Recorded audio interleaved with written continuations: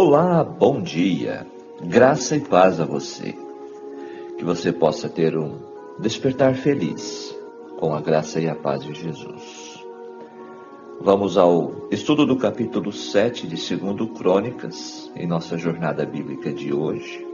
O tema em nosso estudo hoje é a genealogia de outras tribos de Israel. Somos parte de uma grande árvore genealógica que se iniciou com nossos primeiros pais, Adão e Eva, depois de criados por Deus. Como estamos aprendendo nestes primeiros capítulos do livro de Crônicas, através de geração após geração, o plano divino de redenção vem se desenvolvendo e chega ao nosso tempo. E este plano divino quer alcançar cada indivíduo neste planeta manchado pelo pecado. No estudo de hoje, vamos continuar aprendendo sobre esse contexto no livro de 1 Crônicas. Aqui no capítulo 7, o autor nos apresenta o restante das genealogias de Israel, apresentando as últimas 6 genealogias. Aqui vemos os descendentes de Issacar, Benjamim, Naftali, Manassés, Efraim e Azer. Ele se mostra bastante sucinto quando comparamos com as descrições anteriores, mas não deixa de citá-las. Tanto a tribo de Issacar quanto a de Benjamim se destacam pela valentia de seus homens, guerreiros valorosos. Eles se destacaram em muitas batalhas da história de Israel. Isto nos mostra que precisamos ser pessoas corajosas, valentes, que não se deixam dominar pelo medo, que enfrentam gigantes e os mais adversos desafios. Estamos no capítulo 7 e até o capítulo 9. Nós estaremos na primeira parte do livro de Crônicas, falando sobre a genealogia do povo de Deus, o povo escolhido, o povo de Israel. Essa é a nossa introdução do estudo do capítulo 7. Aproveite e deixe o seu like, compartilhe, comente e também, se não é inscrito, inscreva-se. Lembrando que é muito importante que você faça a sua leitura, a sua análise no capítulo na sua Bíblia e depois acompanhe o nosso estudo comentado. Lembrando que este estudo também está disponível para você ler em texto no nosso blog da Jornada Bíblica Despertar com Deus. Então você tem a opção de ler ou ouvir, ok? Vamos à análise dos textos do capítulo 7. Versos 1 e 2. O total neste contexto limitava-se aos filhos de Tola. Sem sombra de dúvida, havia milhares de outros membros da tribo de Issacar naquela época, descendentes de seus outros 3 filhos. Agora o versos 13 e 4 destaca o número 36.000. Esta parece ter sido a prole de Uzi, o filho de Tola. Como o número é bem maior que 22.600, isso deve dizer respeito à população de algum tempo bem mais adiante.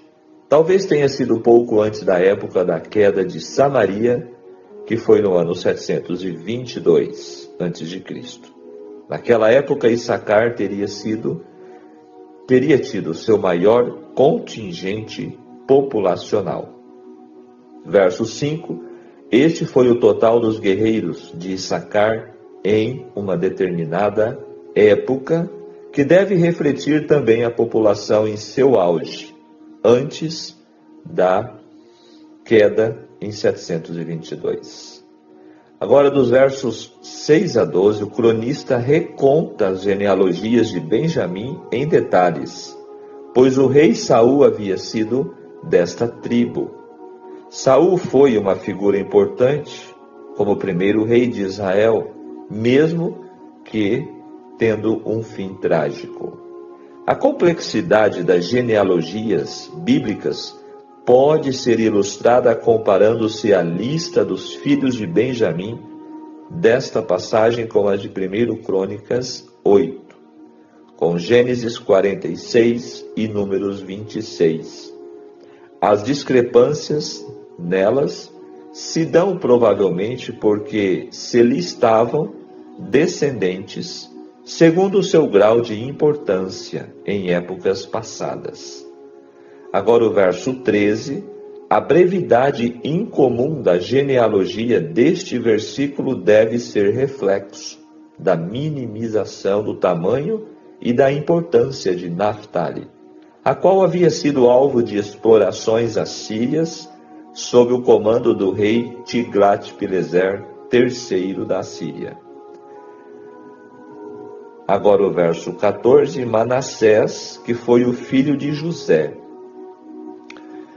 A filha de Maquir se tornou a esposa de Esrom, neto de Judá, o que veio a unir as tribos de Manassés com a de Judá. Versos 15 a 19 fala de Upim e Supim, talvez os mesmos do verso 12. Aqui também o verso 20 a 22, a genealogia de Efraim segue a de seu irmão Manassés. Verso 23 e 24, Bet-Oron, a baixa e a alta. 25 a 27, o fato de ter havido 9 gerações entre Josué, o famoso sucessor de Moisés, e Efraim reforça a ideia de que a história descrita nos versos 21 e 22 ocorreu antes do Êxodo. 28 e 29 destaca os filhos de José, deixando claro que inclui as cidades de Efraim e Manassés. E Azer, versos 30 a 39, foi a última genealogia tribal aqui no livro de Crônicas. 26 mil foi o número de guerreiros completo nos tempos de Davi. Verso 40.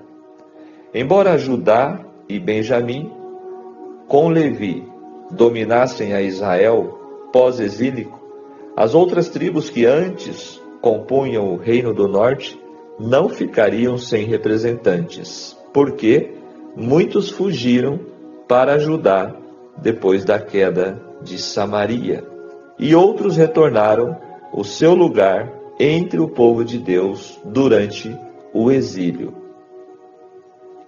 Portanto, as chamadas 10 tribos e suas genealogias eram uma questão de envolvimento pessoal para alguns dos contemporâneos de Esdras, que foi o escritor deste livro de Crônicas.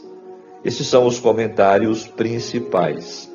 Agora, o amor de Deus nos dá segurança, considerando este texto. Vocês devem permitir que todos saibam que vocês não são de si mesmos, mas daquele que os comprou com preço infinito, e que não estão apenas comprometidos, mas determinados a glorificá-lo em seu corpo e espírito, que a Deus pertencem. Que esse amor de tão grande magnitude os constranja a confessar a Cristo, não só com a boca, mas com a vida, para produzir frutos para a glória de Deus. Estamos passando por terreno inimigo. Os adversários se encontram por todos os lados para nos impedir o avanço. Odeiam a Deus e a todos os que o seguem e que levam o nome.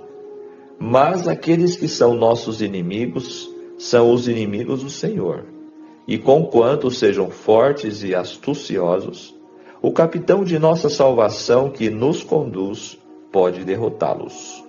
Assim como o sol dispersa as nuvens em seu caminho, assim o sol da justiça, que é Jesus, removerá os obstáculos ao nosso progresso.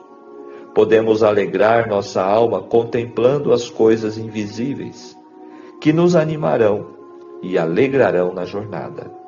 Na verdade, podemos dizer: tua presença é nossa segurança, nosso tesouro, nossa glória, nossa alegria. Oramos nós para que Cristo vá onde vamos e habite onde habitamos. Se podemos viver sem Cristo neste mundo, Ele viverá sem nós, no mundo melhor. Mas se a Ele nos apegamos com fé viva, dizendo como Jacó, não te deixarei ir, se lhe rogamos, não me repulses da sua presença, nem me retires o teu Espírito Santo, a promessa para nós é: de maneira alguma te deixarei, nunca, jamais te abandonarei. Olha que promessa maravilhosa.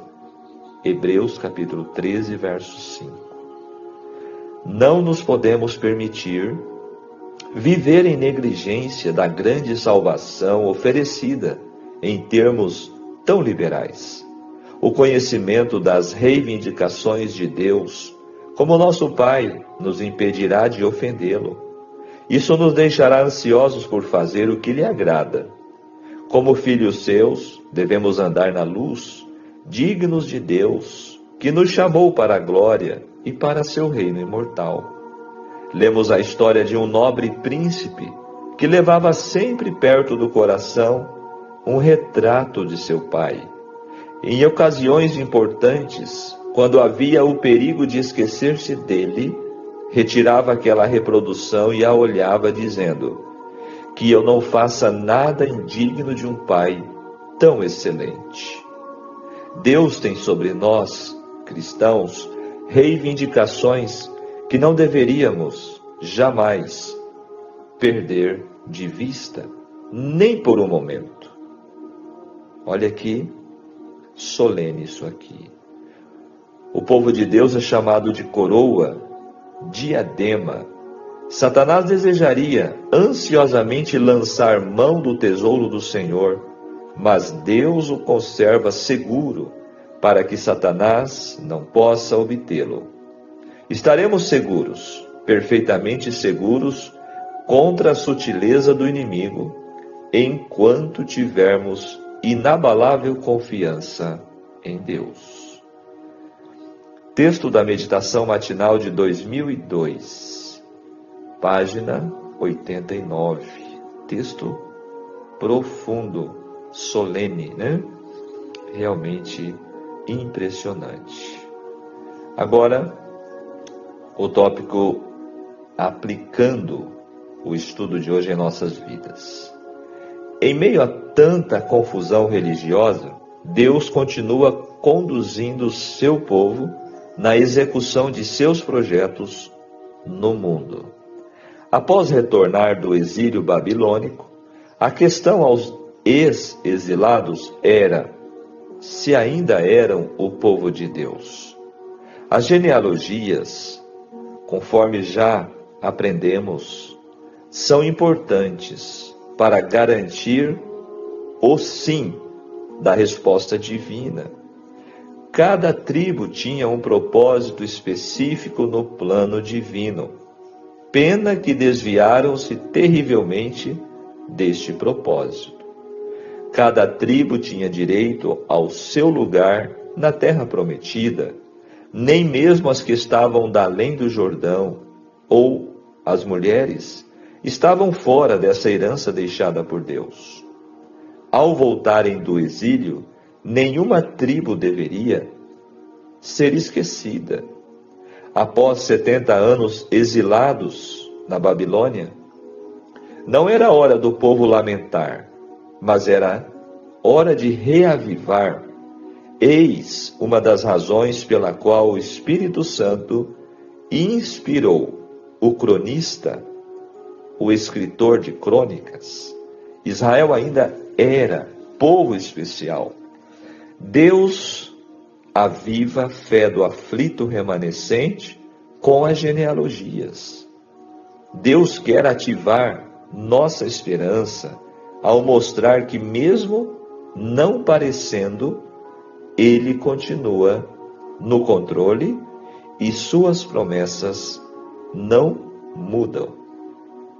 Estamos diante de problemas mundiais. A mornidão espiritual está dando lugar à frieza. Contudo, os planos de Deus de salvar o mundo acontecem apesar de nós. Ele os concretizará apesar de nós. O Messias veio apesar da indiferença do povo no passado. Ele voltará apesar de nossa indiferença no presente. Entretanto, levará apenas o remanescente fiel para o céu. Reavivemo-nos antes que seja tarde demais. Olha só, amigo estudante da Palavra de Deus. Então, nossos estudos neste livro, as genealogias, demonstram claramente por que elas estão colocadas na Bíblia. Percebe? No contexto, para a época em que foi escrita, apresenta-se desta forma, como uma forma de mostrar aos que voltaram do exílio babilônico que eles continuavam sendo o povo de Deus, que Deus estava dando uma nova oportunidade para eles e que Deus tem um plano especial de redenção. E para nós hoje também tem a sua importância para nos mostrar através da história as lições de vida e também permanecermos reavivados na fé e na esperança.